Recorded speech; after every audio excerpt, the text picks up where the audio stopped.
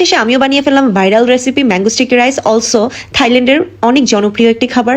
আর এগুলো আমি সব আগে থেকেই কিনে রেখেছিলাম, বাট আমি একটু অলস, এই জন্য বানাতে এত লেট করেছিলাম। আর আমের সিজনও চলে যাচ্ছে, ভাবলাম সিজন থাকতে থাকতেই বানিয়ে ফেলি। সো হ্যালো এন্ড আসসালামু আলাইকুম everyone, welcome to my page and my beautiful life. তো প্রথমেই আমি ম্যাঙ্গো স্টিকি রাইস বানানোর জন্য এখানে 2 কাপ পরিমাণ সুশি রাইস নিয়ে নিয়েছিলাম। আপনারা কিন্তু অথেন্টিক ম্যাঙ্গো স্টিকি রাইস বানানোর জন্য গ্লুটিনাস রাইসটা নেবেন, বিকজ ওইটা আরো বেশি স্টিকি হয়। আর স্টিকি রাইসের জন্য অবভিয়াসলি স্টিকি রাইসই লাগবে। সুশি রাইসের স্টিকিনেসটাও কিন্তু বেশ ভালো ছিল। এনিওয়েজ, এখানে আমি 2 কাপ চালের জন্য 5 কাপ পরিমাণ পানি নিয়েছিলাম, বিকজ আমি আগে থেকে চালটা ধুয়ে ভিজিয়ে রাখি নাই। তারপরে আমি মিডিয়াম হিটে ভাতটা বসিয়ে দিলাম এবং এই তো আমার ভাতের অলমোস্ট বলক চলে এসেছে। আস্তে আস্তে ভাতটা হয়ে যাবে, ঢাকনা দিয়ে ঢেকে রাখবেন অবশ্যই। রাইসটা আসলে আমরা রাইস কুকারে যেভাবে রাইস রান্না করি ওরকম হবে আর কি, যে ভাতের কোনো মার থাকবে না। এই তো আমার রাইসটা অলমোস্ট কুক হয়ে গিয়েছে। আপনারা অবশ্যই একটু দেখবেন যে চালটা ঠিকঠাক মতো ফুটেছে কিনা। রাইসটা হয়ে যাওয়ার পর এখন আমি একটা প্যানে 400 গ্রামের মতো কোকোনাট মিল্ক নিয়ে নিব এবং তার মধ্যে 1 কাপ চিনি দিয়ে দিব, অর্থাৎ 250 গ্রাম চিনি। তারপরে দিয়ে দিব আমি 1 চা চামচ লবণ।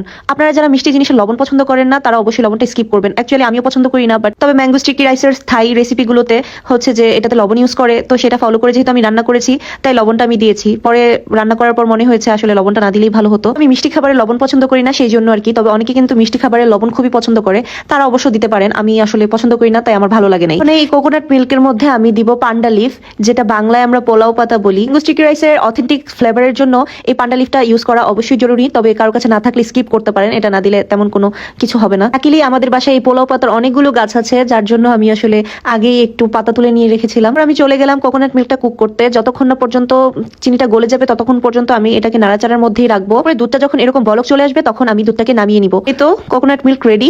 এখন আমি এই পাতাটা ফেলে দিব। আর এইদিকে আমি স্টিকি রাইসটা আগে একটা বোলে সার্ভ করে রেখেছিলাম।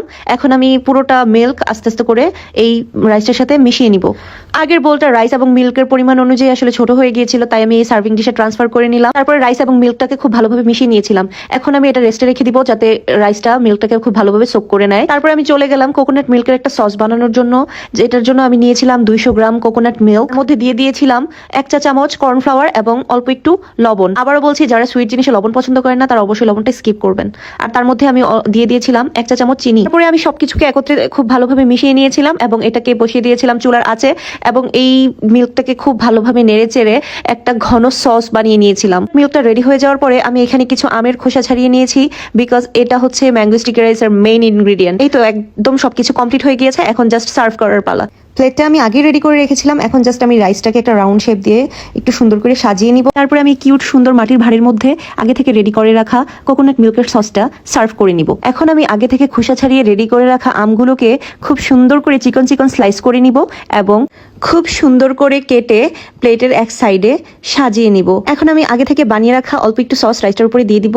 আর এটার উপরে অবশ্যই আপনারা সেসিমি সিড বা সাদা তিল দিবেন, যেহেতু আমার কাছে ছিল না তাই সেই জন্য আমি আসলে বাধ্য হয়ে একটু দেখার সৌন্দর্যের জন্য পাস্তাশিও দিয়ে সাজিয়ে নিয়েছিলাম। এই তো হয়ে গেছে আমার ম্যাঙ্গো স্টিকি রাইস। আজকের মতো এই তো, আল্লাহ হাফেজ সবাইকে, দেখা হবে নেক্সট কোনো ভিডিওতে।